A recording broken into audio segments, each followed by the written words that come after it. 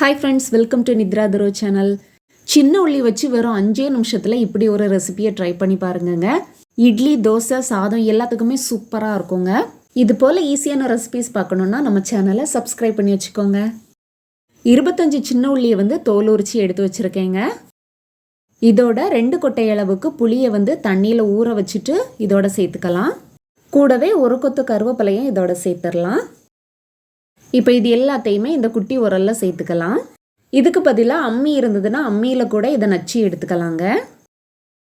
உள்ளியை நல்லா மசியெல்லாம் நச்சு எடுக்கக்கூடாதுங்க. உள்ளி 2-3 பிரிஞ்சு வரணும். அந்த மாதிரி நச்சு எடுத்தால் போதும்.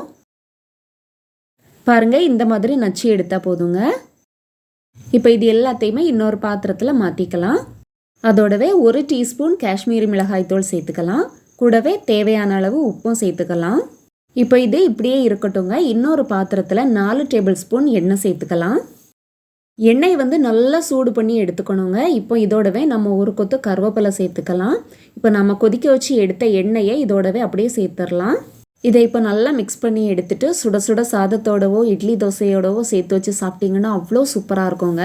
இதை செய்கிறதும் ரொம்ப ஈஸி தான். கண்டிப்பாக ட்ரை பண்ணி பாருங்கள். வீடியோ பிடிச்சிருந்தா லைக் பண்ணுங்கள், ஷேர் பண்ணுங்கள். தேங்க்ஸ் ஃபார் வாட்சிங்.